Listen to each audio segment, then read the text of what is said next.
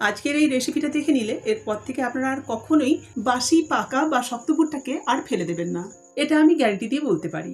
নমস্কার বন্ধুরা, আজকে আমি ফেলে দেওয়া ভুট্টা দিয়ে সুপার হেলদি আর টেস্টি ব্রেকফাস্টের রেসিপি নিয়ে এসেছি। ভুট্টা কিনলে অনেক সময় কিন্তু খুব পাকা পাকা ভুট্টা বেরোয়, সেগুলোর দানা এত বেশি শক্ত হয় যে খাওয়া যায় না। আবার ভুট্টাকে টাটকা না খেয়ে যদি বাসি করে ফেলে রাখা হয়, সেক্ষেত্রেও কিন্তু দানাগুলো খুব শক্ত হয়ে যায়, তখন সেগুলোকে ফেলে দিতে হয়। আজকে আমি সেরকম ভুট্টা দিয়েই ভীষণ মজার ব্রেকফাস্ট বানাচ্ছি, যেটা বাচ্চা থেকে বুড়ো সবার স্বাস্থ্যের জন্য ভীষণ উপকারী আর খেতে তো ভীষণই মজার হয়। এই ব্রেকফাস্টটা আমি ভুট্টার সাথে সুজি মিশিয়ে বানাবো। এখানে আমি দুটো ভুট্টা নিয়েছি, তার সাথে বাটির মধ্যে হাফ বাটির মতো সুজি নিয়েছি। বাড়িতে অনেকগুলো ভুট্টা কেনা হয়েছিল, তার মধ্যে থেকে এই দুটো প্রায় 4-5 দিন ধরে পড়ে আছে। এর খোসা দেখেই বোঝা যাচ্ছে ভুট্টাটা কিন্তু ভেতর থেকে শুকনো হয়ে এসছে। প্রথমে এই ভুট্টাগুলোকে আমি ছাড়িয়ে নেবো। এই ভুট্টাগুলো পুড়িয়ে বা সেদ্ধ করে কোনোভাবেই খাওয়া যায় না, দাঁত একদম ব্যথা হয়ে যায়। কিন্তু একটু বুদ্ধি খাটিয়ে এটা দিয়ে যদি ব্রেকফাস্ট বানিয়ে নেওয়া যায়, সবাই খুব মজা করে খাবে। আমি বড় ভুট্টাটাকে দুটুকরো করে নিলাম, তাড়াতাড়ি সেদ্ধ হয়ে যাবে। ভুট্টার দানাগুলো দেখুন, এর রস কিন্তু একটুখানি টেনে এসছে। এবারে এগুলোকে সেদ্ধ করে নিতে হবে। গ্যাসে কড়াই বসিয়ে এর মধ্যে পরিমাণ মতো জল দিচ্ছি। জলের মধ্যে ছোট চামচের 1 চামচ মতো নুন দিয়ে দিলাম। ভুট্টাটাকে কিন্তু দুভাবে সেদ্ধ করা যায়। ওপরে আমি যেমন ঝাঁঝরি নিয়েছি, তার মধ্যে ভুট্টা রেখে ঢাকা দিয়েও সেদ্ধ করা যায়, আবার সরাসরি জলের মধ্যে দিয়েও সেদ্ধ করা যায়। আমি জলের মধ্যে দিয়েই সেদ্ধ করছি, এতে তাড়াতাড়ি হবে আর ভুট্টার মধ্যে নুনটাও ঢুকবে। মিনিট 20-25 মতো আমি ভুট্টা সেদ্ধ করে নিয়েছি। এবার এটাকে জল থেকে তুলে নিতে হবে। আমি ওই ঝাঁঝরির মধ্যেই তুলে নিচ্ছি, এতে বাড়তি জলটা বেরিয়ে যাবে আর তাড়াতাড়ি ঠান্ডাও হবে। এবার ভুট্টাগুলোকে ছাড়িয়ে নিতে হবে।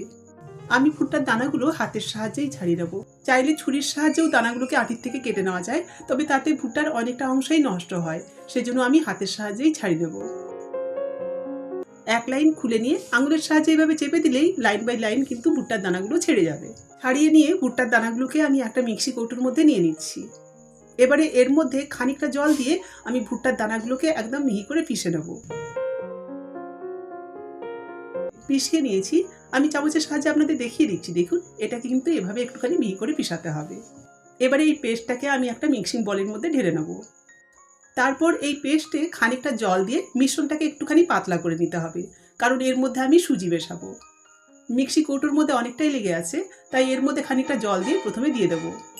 জল দিয়ে চামচের সাহায্যে গুলিয়ে নিয়ে ঘনত্বটা দেখে নেব, তারপর প্রয়োজন বুঝে আর একটুখানি জল দেব। আমি আরও খানিকটা জল দিয়ে ভুট্টার মিশ্রণটাকে একটুখানি পাতলা করে বানিয়ে নিলাম। এবার আমি এর মধ্যে ওই হাফ বাটি সুজি নিয়েছিলাম, সেটা দিয়ে দিচ্ছি। সুজি দেওয়ার পর এবার এর মধ্যে কিছু সামগ্রী মেশাবো। প্রথমে দিয়ে দিচ্ছি পেঁয়াজ কুচি। পেঁয়াজটা যদি আপনারা না খেতে চান তাহলে বাদ দিতে পারেন। তার সাথে দিয়ে দিচ্ছি আদা আর কাঁচা লঙ্কা কুচি, আর একটা ছোট টমেটোকে একদম মিহি করে কুচিয়ে রেখেছিলাম, সেটাও দিয়ে দিলাম। এবার এর মধ্যে কিছু মশলা দেবো। প্রথমে দিচ্ছি কিছুটা কারি পাতা কুচি আর 1 চা চামচ মতো ভাজা জিরে গুঁড়ো। ব্যাস, এর মধ্যে আর কোনো মশলা মেশানোর দরকার নেই, কারণ ব্রেকফাস্টটাকে আমি খুব হেলদি করে বানাচ্ছি। সাথে পরিমাণ মতো নুন দিয়ে এবার সব কিছুকে মিশ্রণের মধ্যে খুব ভালো মতো করে মিশিয়ে নিতে হবে। কারি পাতা কুচির পরিবর্তে আপনারা চাইলে ধনে পাতা কুচিও দিতে পারেন। এখন এর মধ্যে কিন্তু আর জল দেবো না। চামচের সাহায্যে সব কিছুকে খুব ভালো মতো করে ফেটিয়ে নিয়ে এটাকে 20 থেকে 25 মিনিট মতো রেস্টে রাখবো। তাতে এর মধ্যে থাকা সুজি অনেকটাই জল টানবে, তখন প্রয়োজন বুঝে এর মধ্যে জল মেশাতে হবে। 25 মিনিট পর এবারে আমি ঢাকনাটা খুলে নিলাম। মিশ্রণটা দেখুন আগে থেকে কিন্তু অনেকটাই ঘন হয়েছে। এখন এর মধ্যে আরও খানিকটা জল মেশাতে হবে। এই মিশ্রণটাকে কিন্তু খুব বেশি ঘন করা যাবে না, আবার জলের মতো পাতলাও করা যাবে না, মানে রানিং কনসিস্টেন্সির মিশ্রণটাকে বানিয়ে নিতে হবে। আমি দুবারে ছোট কাপের প্রায় 1 কাপ মতো জল মিশিয়ে মিশ্রণটাকে এইভাবে বানিয়েছি। এর মধ্যে লঙ্কা, পেঁয়াজ, টমেটো কুচি এসব থাকার জন্য একটুখানি ছাড়া ছাড়া লাগছে, নাহলে কিন্তু মিশ্রণটা একদম ঠিক আছে। এবারে আমি নাস্তাগুলোকে বানিয়ে নেবো। নাস্তা বানানোর জন্য আমি গ্যাসের মধ্যে ননস্টিক বসিয়ে গরম করে নিয়েছি। এবার এর মধ্যে চামচের সাহায্যে সামান্য একটুখানি সাদা তেল দিয়ে দিচ্ছি। এবার আমি হাতায় করে 1 হাতা মিশ্রণ এর মধ্যে দিয়ে দেবো। মিশ্রণ দিয়ে হাতার সাহায্যে এভাবে একটুখানি চারপাশে ছড়িয়ে দিতে হবে।